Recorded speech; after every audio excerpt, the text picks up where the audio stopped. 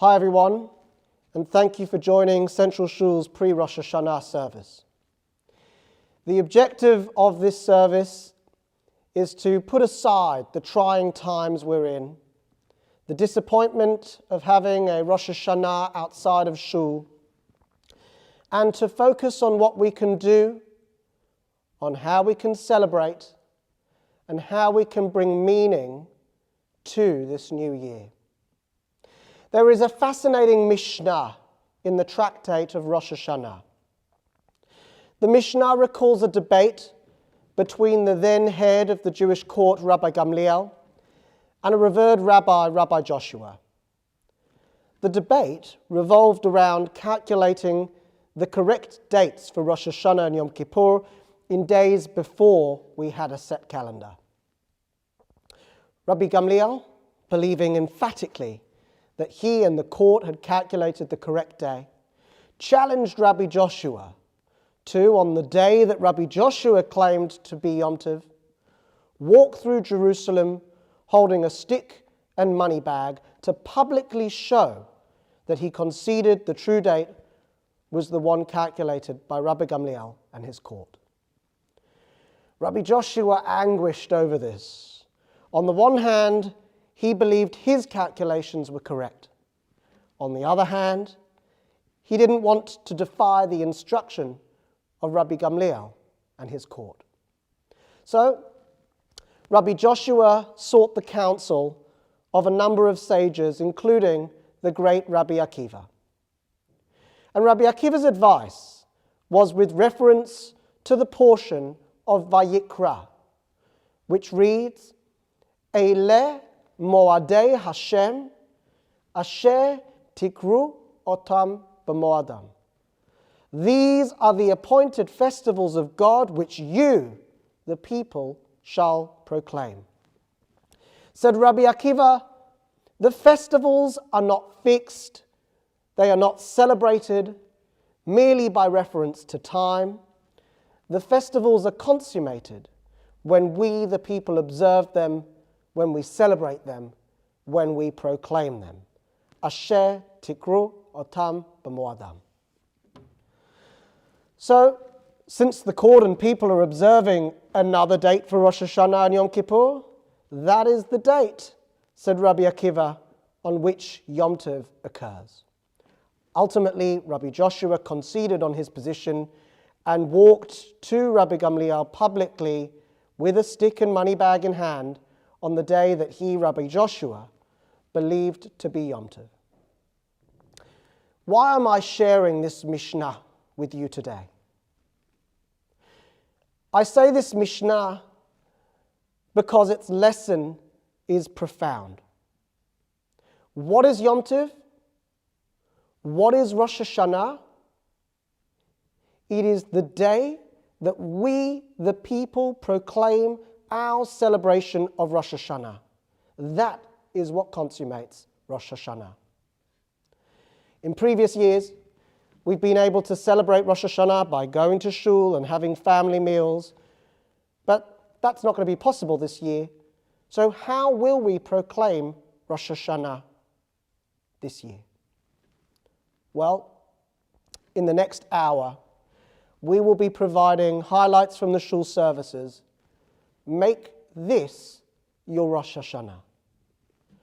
On Rosh Hashanah, on the day itself, focus on key prayers at home with the aid of excellent books and resources available. Make that your Rosh Hashanah. Inspire those in your household. Sing the songs. Dip the apple in the honey. Make that your Rosh Hashanah. Blow or hear the shofar on Sunday. Make that your Rosh Hashanah. If we want Rosh Hashanah, we need to make Rosh Hashanah. Let us celebrate and pray for a year of peace, for a year of good health and prosperity, and the eradication of coronavirus and its associated challenges. Proclaim Rosh Hashanah, the start of a new year.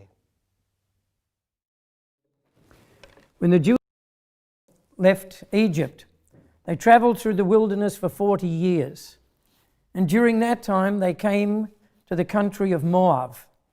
The king of Moab feared that the Jewish people possibly would overtake his country. And so therefore, he decided to hire Bilam, a prophet in those days, and he wanted him to curse the Jewish people.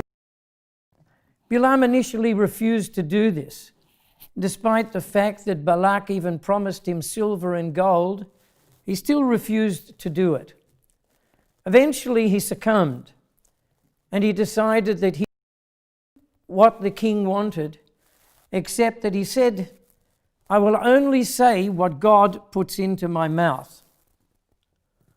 Bilam ascended a mountain and saw the Jews camped in the valley below him. And as he looked over into the valley, he said the following words, "Ma tovu ohalecha Yaakov, mishkenotecha." How goodly are your tents, O Israel. It is this sentence which has become part and parcel of the beginning of our shul. Some people will recite this already coming to shul in order to prepare themselves for prayer. But the traditional thing is that as soon as somebody comes into the shul, before moving it is, the person will recite at the back door, "Ma tovu ohalecha Yaakov, mishkenotecha Yisrael." And it is this sentence which actually explains to us that when we come in, we're actually coming into the house of the Almighty. And we come here to praise the Almighty and to give the Almighty thanks that we have that ability to be able to come and pray. Jews. There is another important part of our service, and that is to acknowledge that we have come to this time in our life, that God has sustained us and kept us alive to this time. We all know the words of that bracha, Shehecheyanu v'kiyamanu v'higiyanu lazman hazeh. It is important for Jews to constantly acknowledge the presence of God and to make sure that when we're in His synagogue, in His place, that we acknowledge His goodness and His kindness to us each and every day. I invite you to enjoy Didi and members of the choir singing "Ma tovu ohalecha Yaakov," followed by "Shehecheyanu." I wish you all ktiva v'chatima tova, inscribed and sealed in the book of good life. Shana tova to you all.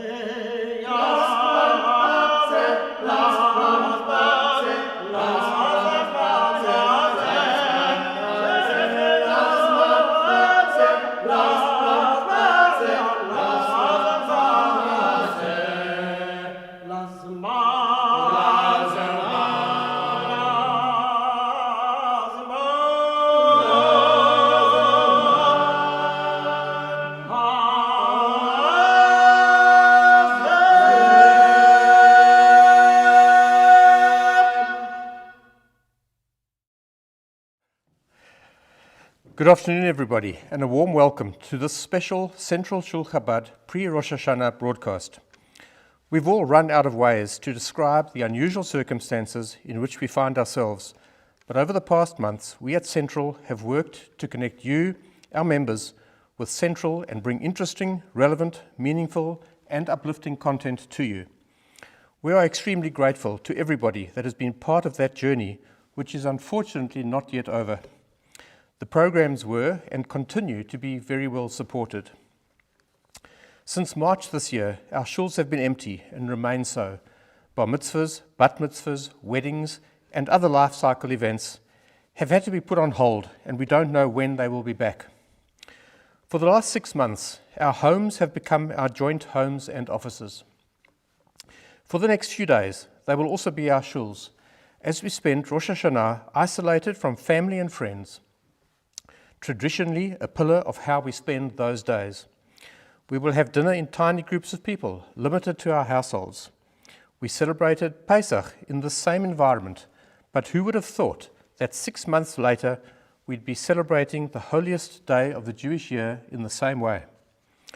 We cannot be in shul, and so what we have created for you, we believe, is the next best thing. While we cannot do justice in an hour program to the full impact of Rosh Hashanah, or replicate the atmosphere and majesty of full Rosh Hashanah services with a crowded shul and our Chazzan accompanied so wonderfully by the Central Shul Choir, we hope that everybody takes away from this program a taste of what we're used to. In the last few weeks, there have been many Zoom and other forms of communal sessions that have focused on how we will approach the high holy days this year. Normally we are in shul as part of a bustling environment. We can follow the Chazzan and join in and sing along with the choir to the tunes and prayers that we know so well. We don't have to be worried about not knowing every word or getting a note wrong, as there are hundreds of our fellow congregants helping us along. We know when we should stand and sit. We even have somebody pointing out the page number in the machzor in case we get lost. This year we will have none of that. So what do we do on Rosh Hashanah? And it's all up to us. But we should not feel unduly pressured by that or afraid that we will do something that's perhaps not quite right. The period from Rosh Hashanah to Yom Kippur is a time for us to consider how we as individuals can be the best that we can, and that should not be defined by where we do that.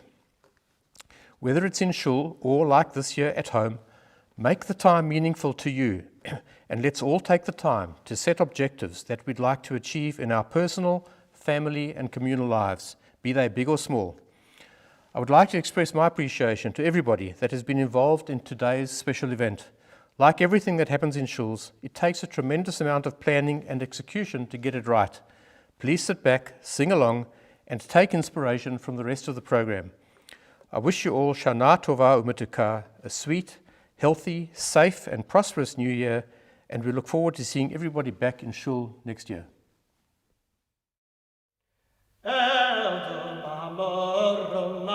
Bamor,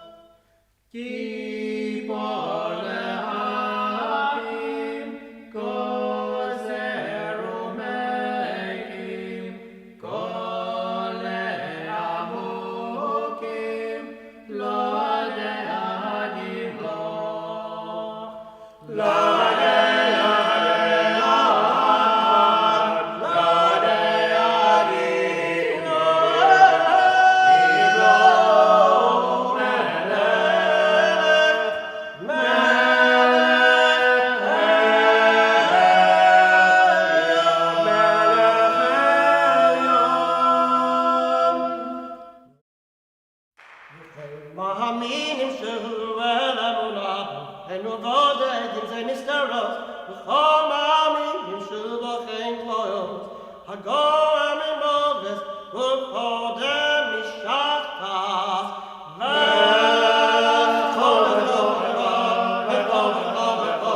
וכל מאמינים שהוא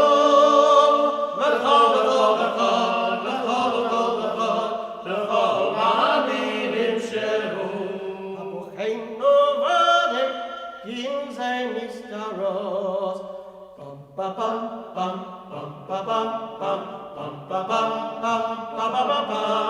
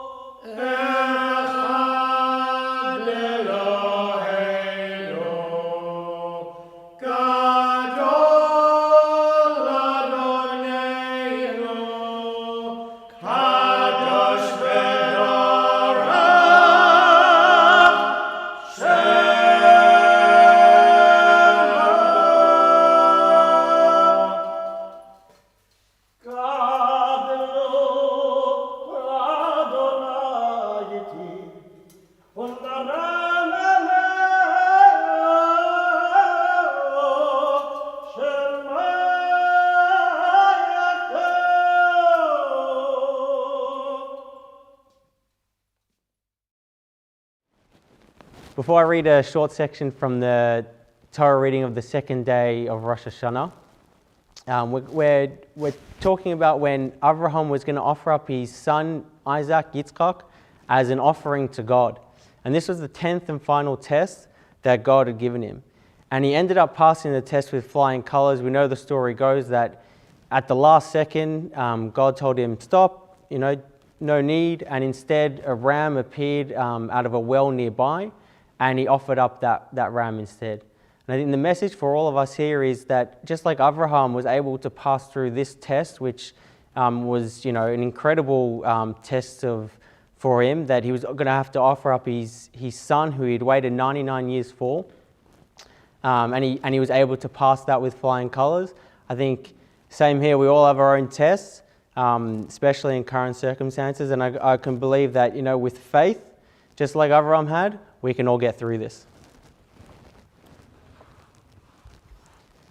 Vayehi achar hadvarim ha'ele v'ha Elohim nisa es Avraham vayomer elav Avraham vayomer hineni vayomer kachna es bincha es yichidcha asher ahavta es Yitzchak v'lech lecha el eretz hamoria v'hale yosham lo'ila al achad ha'arim asher oymar elecha Vayashkem Avraham Babai Keveachavoish Es Chamorai Vayikach Eshnei Na'aravitai Ve'eit Yitzchak B'nai Vayivakat Se'ela Vayakam Vayelech El Hamakayim Asher Malai Ho'elayim Vayayim Hashlishi Vayisa Avraham Esena Vayar Samakai Merchaik Vayayim Avraham El Narosh V'lechem Payim Hachamar Vani Vanar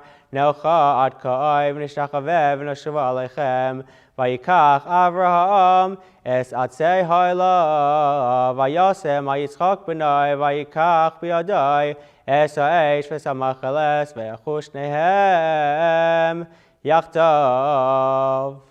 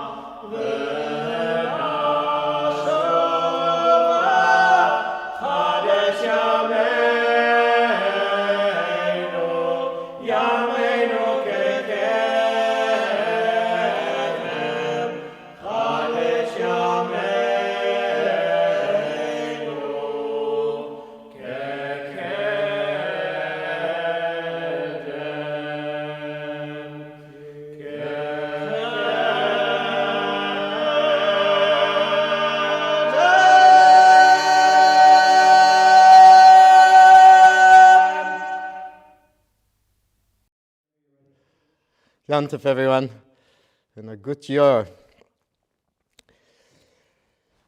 It was the best of times. It was the worst of times. It was a season of light. It was a season of darkness. It was a spring of hope. It was the winter of despair. These are the opening lines of Charles Dickens' masterpiece, A Tale of Two Cities. And the novel contrasts the insanity of the reign of terror following the French Revolution with those who reached out to care for those in need. Well, we're not living in that time, but the words of the great Charles Dickens ring through in so many ways. We are living in the best of times and the worst of times.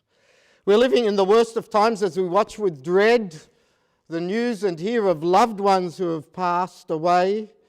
Funerals and weddings can only be celebrated with the immediate family. Schools have been suspended, and most of our daily joys outside of the home have been cancelled.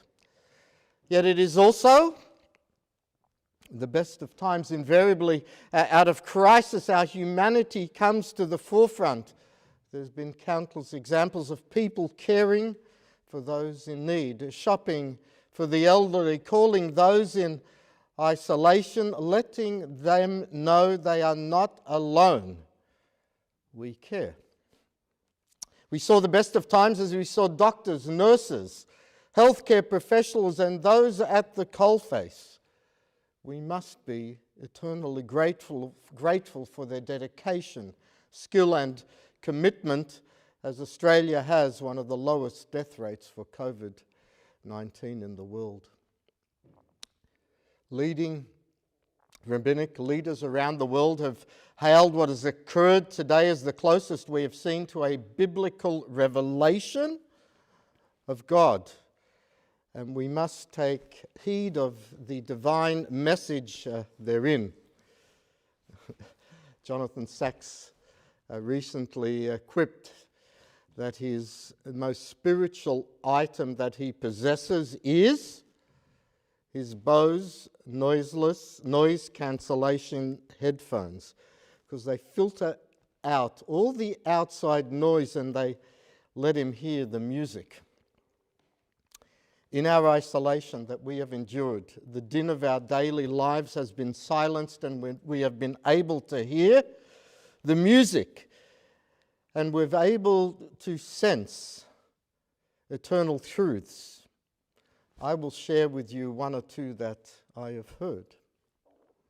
No one can be indifferent as to how one tiny microscopic virus has brought all of humanity to its knees. Despite our technical, scientific and medical advances, we have been unable to stop this insidious virus. I think the first thing that this virus has taught us is humility. Second of all, there have always been great catastrophes and calamities throughout history. They've occurred in one region, and the rest of humanity is able to carry on with our lives. It is this diabolical virus that has affected all of humanity. This is the first time in human history that all people of all races and of all nations are faced with the same danger. We've all been shown in no uncertain terms that we are part of a greater whole that is called humanity. Finally, we must never forget when we were in our darkest moments of isolation, when we were cut off from family and friends and community, when all these restrictions are lifted, we must never take for granted the love of family, the embrace of friendship, and the connection of community. We will never forget the pandemic of the year 2020, like people never forgot the Holocaust. Those that experienced it, like people that never would forget the Second World War or other great calamities. When you face a crisis together, it affects you for the rest of your life. When this pandemic is over, it will be a changed world. And we must be able to look back and say that we emerged a better, kinder, and wiser people. Here in Melbourne this year, we have an additional challenge that we are the only shul the only city where all the shuls will be closed over all the Yom Tovim. And let me share with you, let me begin by sharing with you the following. In the 1980s, there was a great Yiddish journal in New York. It was called the Allgemeine Journal.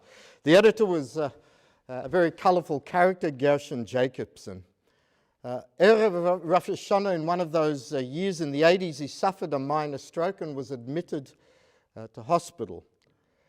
The Rebbe, when he heard this, immediately called in his son Simon to give his son some honey cake, some lekach to give to his father.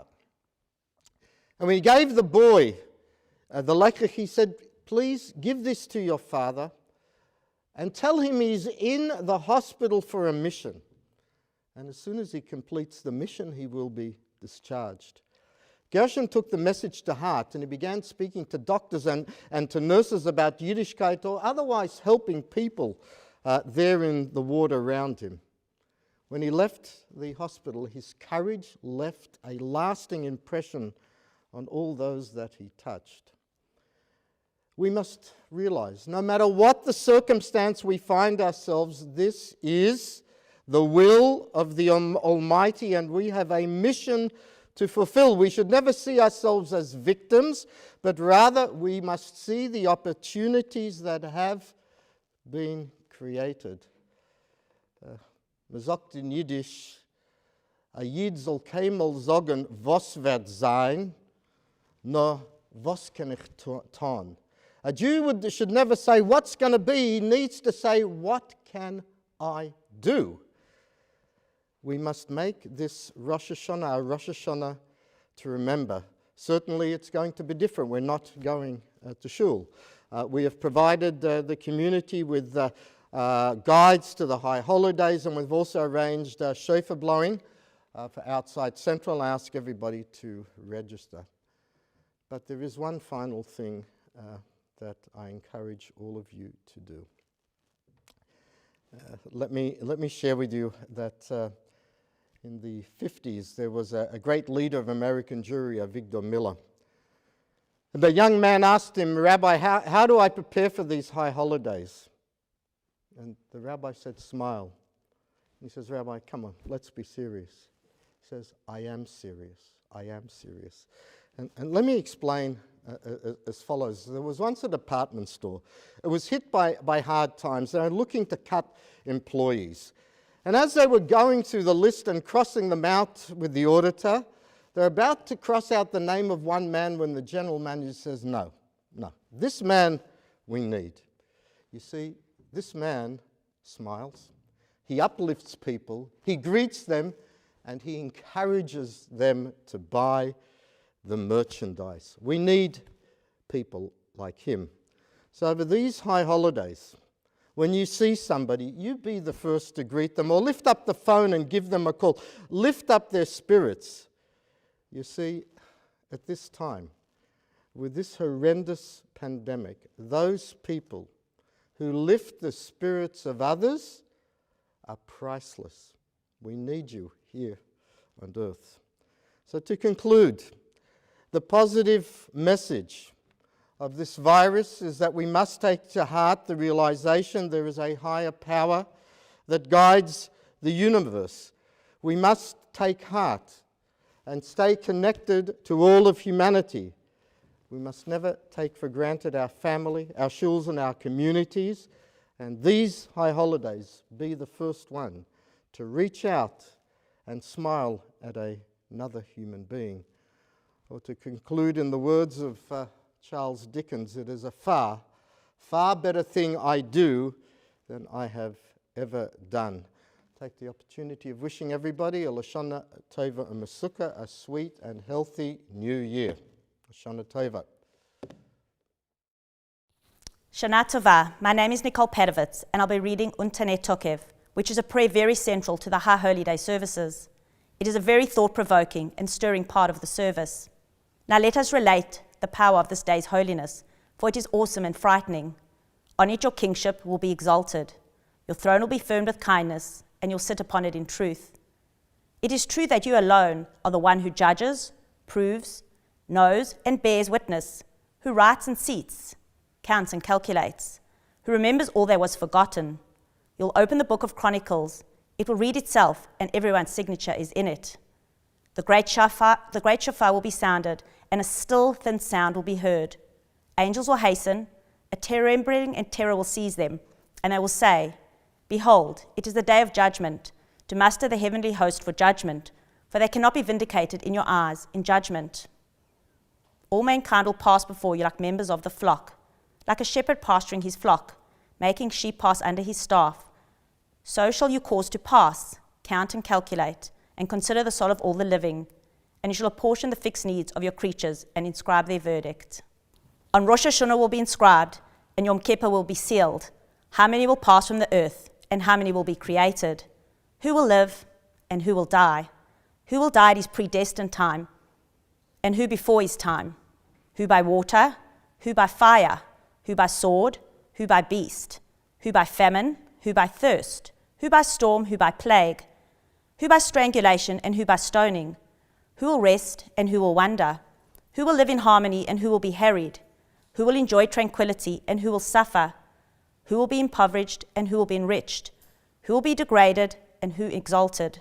But repentance, prayer, and charity remove the evil of the decree. Rosh Hashanah yikatevon, uveyom samkim boyechatevon, kam lo yavon, v'cham yibareun.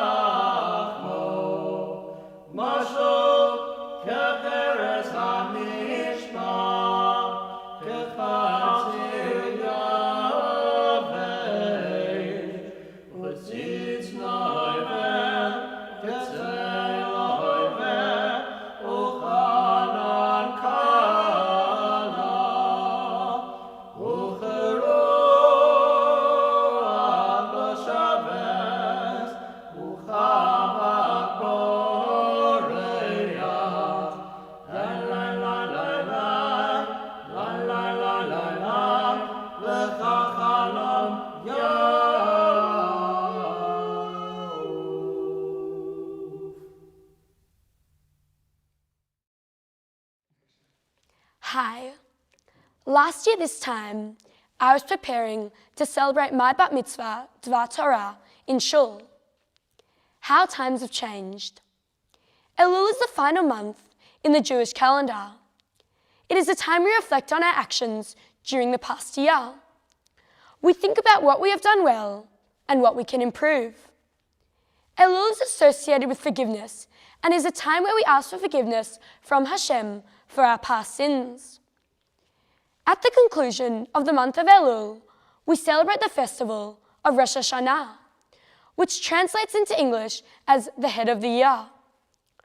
Rosh Hashanah is the beginning of the Jewish New Year and also commemorates the creation of the world. When I think of Rosh Hashanah, I think of family, friends, and food. In particular, lively conversations at the dinner table, round challahs, honey cake, and apple dipped in honey for a sweet new year. It is a time of hope for a healthy and prosperous new year. We ask Hashem to grant us a year of peace, prosperity, and blessings, and it is also a time to cleanse and set new goals for the upcoming year. My favourite part of Rosh Hashanah is hearing the blowing of the shofar, which to me is like an alarm clock. A reminder to think how we can make our day more fulfilled by being kinder and more considerate to others, which makes us feel more spiritually connected to Hashem. This year will be a little different to past years. I won't have my grandparents and extended family at the dinner table, nor see my friends at shul. Nevertheless, I take great comfort that even though we are not together physically, we are all celebrating the festival in our homes. I also hope to see the shofar being blown in our area during the Chag. Stay safe, and I wish you all a Shana Tova u'metuka and well over the fast. In a few moments I will blow some select notes from the shofar, but certainly I encourage everybody to put their name down to hear the shofar blowing outside Central Shul tomorrow. The shofar is laden with meaning. Perhaps one timely message is if one looks closely at the shape of the shofar, the opening is narrow, and yet it widens out and it widens out and lifts itself up. I think it's perhaps quite symbolic that at times in our lives we feel oppressed, we feel under pressure, and the shofar here is a message of hope that it opens up and widens up and looks upwards. It gives us hope. And even the very sounds that emanate from the shofar, there are 3 different sounds. 2 of the sounds are like a person crying, a person in sorrow, but either time we play those broken notes, they are enveloped by a tekiah, a note of hope and resilience.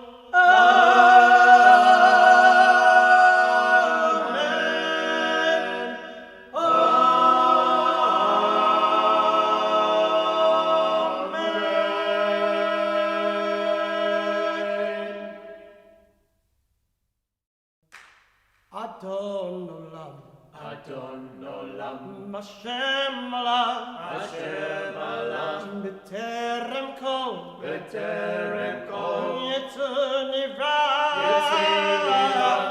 Yeit Nasa, Yeit Nasa, B'chef Sokol, B'chef Sokol, Mazan Melech, Mazan Melech, Shemo Nikra, Adon Olam.